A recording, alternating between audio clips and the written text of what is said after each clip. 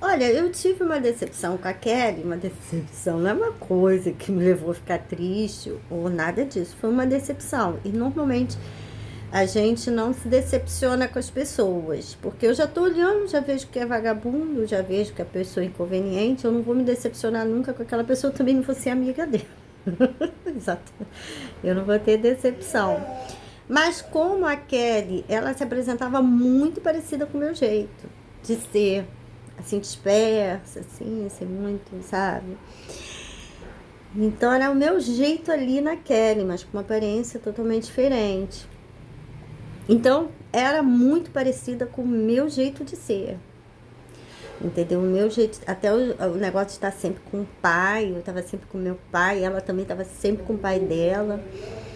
E só que ela beijava na boca do pai. Isso chocou um pouco eu e a mamãe, a gente não entendia, não conseguia refletir sobre aquilo ali, né? A gente viu na frente da delegacia, ela encontrou o pai, deu um estalinho no pai, realmente pra gente aquilo ali ficou sem explicação. Mas ainda mantínhamos a Kelly como uma pessoa bacana, legal. Então, eu tava ali na frente do bloco 2 no João Forte, porque na época só se chamava João Forte ou Alcântara 1. É, Avenida Semana, Alcântara 1, porque tinha o Alcântara 2, que era lá perto do Leopoldo Coelho. Tinha dois conjuntos de prédios iguais, Alcântara 1, Alcântara 2 e os prédios da Marinha. E era assim que se referia a eles na época. Ou, quando não, o João Forte, que era João Forte Engenharia, e todo mundo chamava de João Forte, chamava João Forte. Pronto, todo mundo conhecia. Entendeu? Agora veio com esse negócio de parque, ninguém falava isso na época. E aí, o que que acontece? Eu estava na frente do bloco 2, que tinha não era asfaltado, não tinha asfalto. O meu tinha, porque na frente dos prédios era a garagem dos carros, né? Todos os carros ficavam estacionados ali em fileira. Duas fileiras, se eu não me engano, na frente de cada prédio. Só que no prédio da Raquel não tinha o asfalto, né? Era de terra, inclusive mamãe às vezes se escorregou ali numa poça de água ali. Que era o bloco cinza, porque o meu era amarelo, laranja, e o da Raquel era cinza. E o bloco 3 era na minha frente, que era verde, que era onde morava a Cláudia. Ficava de frente pro meu, que o meu era o bloco 1. E nas laterais o A1, A2, A3, A4, que era um prédio sem elevador, com 4, 5 andares, se eu não me engano. Do outro lado tinha centros comerciais. Tinham casas alugadas para comércio. E aí o que acontece? Eu tava no bloco 2, na frente do bloco da Raquel, que tinha um cabelo curtinho de estilo Liza Minelli. A mãe dela também usava o estilo corte, cabelo estilo Liza Minelli. Eu estava ali quando, de repente, a Kelly saiu com a Beth do bloco 4. E as duas ficaram conversando. E eu, uma distância razoável, assim, uns 3, 4, 5 metros de distância por aí delas. E as duas conversavam. Ali eu tive uma decepção com a Kelly. Porque eu estava de frente ali naquele momento. E eu vi, ela chegou muito alegre. Era impossível você não notar. E ela estava vestida com uma calça justa branca, uma plataforma e uma blusa tomara que caia, estilo de Lastec, né? Toda fofa, colorida. Ela estava de costas para mim, a Kelly à direita dela, de lado. E aí o que acontece? Ela chegou muito feliz. A Kelly apresentava ela como a sua prima.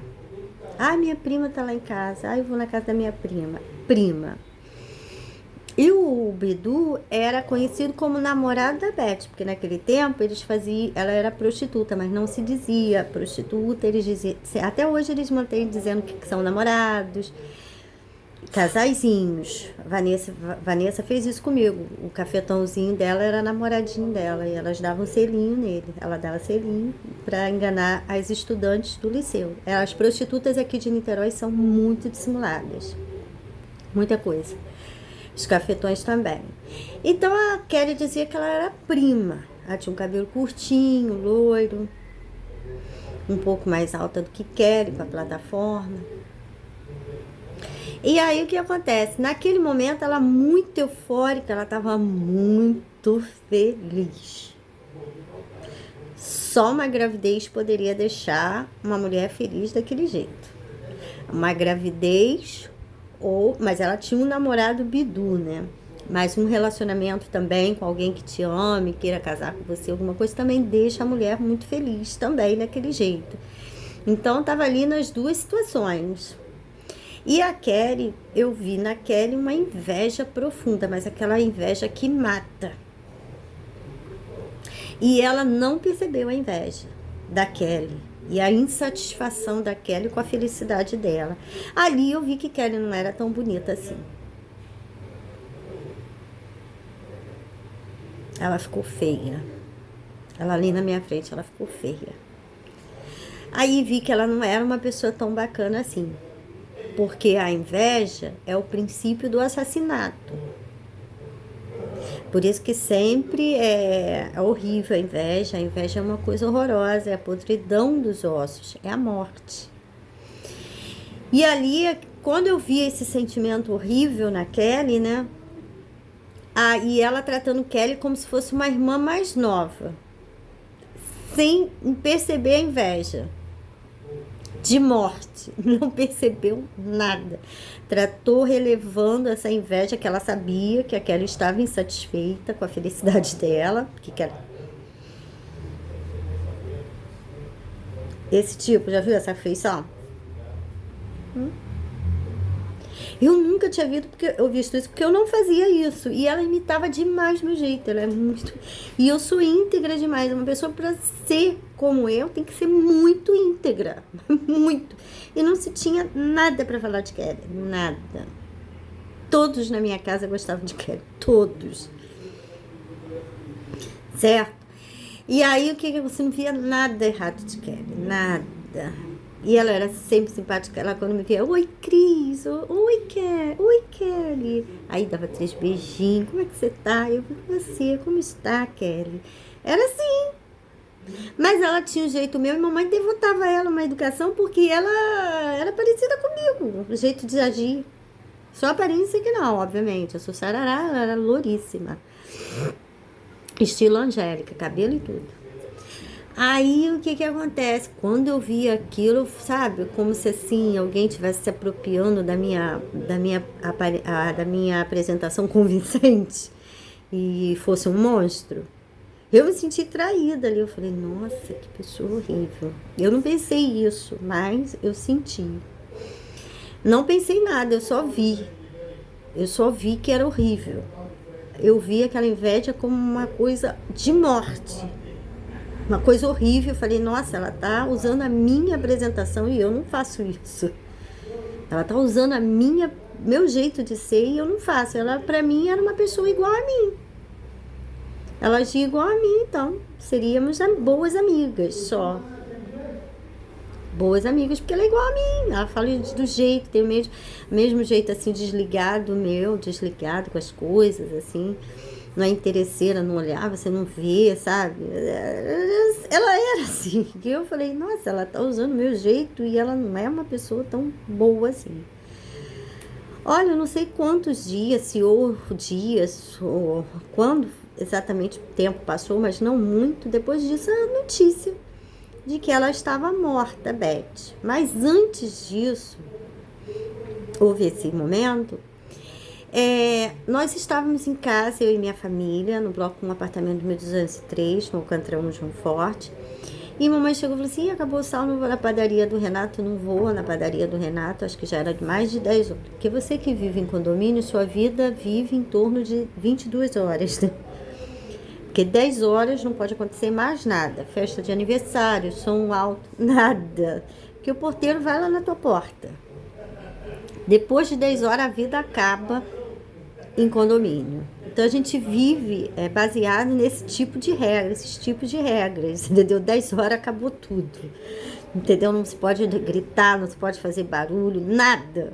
Porque qualquer coisa o vizinho pode reclamar, pode ir na tua porta, ou pode mandar o porteiro ou o síndico na tua casa. Então, 10 horas, acaba tudo, é silêncio absoluto, o máximo que se tolera é a televisão. O som da televisão.